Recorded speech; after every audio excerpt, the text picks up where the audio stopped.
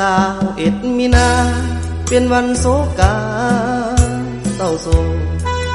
ปี1946สาวเมืองท่าแข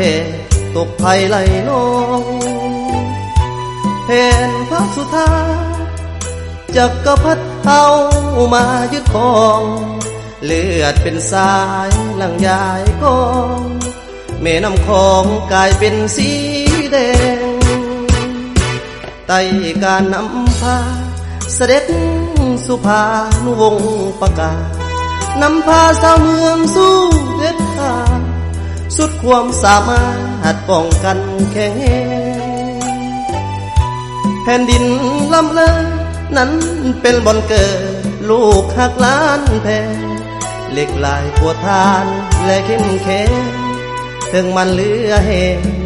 ก็ยอมจำนนถูกสังหารเด็กน้อยแม่ม่านและผู้เฒ่าทั้งหญิงชายและสาวบ้านทั่วเมืองเป็นเป่าบ่มีเงาคนทำลายเผ่าพานครอบครัวเงินสร้างบ้านส่องประชาชนสร้างโทษกรรมไว้มากล้นชาวเมืองทุกคนฝืดเครื่องแค้นใจหวนคืนเตาหันสลองเป็นวันประวัติศาสตร์ของชาวเมืองยังองอาจน้ำใจหักษาบ่ลงลืมไหลจะหลายปีผ่านให้ดวงวิญญาณผู้ล่วงลับไป21 มีนาจะลึกไว้ฝังในหัวใจสู่นิรันดร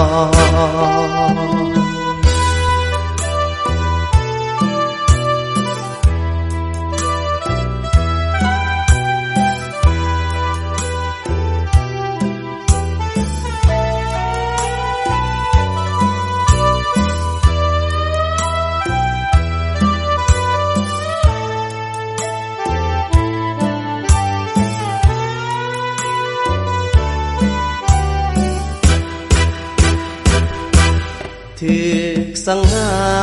รเด็กน้อยแม่ม่านและผู้เฒ่า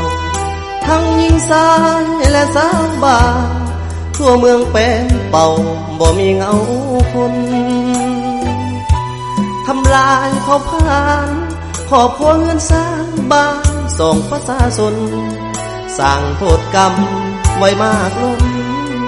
ชาวเมืองทุกคนฝืดเครื่องแค้นใจหวนคืนเตาหันสลองเป็นวันประวัติศาสตร์ของชาวเมืองยังองอาจน้ำใจหักษาบ่ลงลืมไหลจะหลายปีผ่านให้ดวงวิญญาณผู้ล่วงลับไป21 มีนา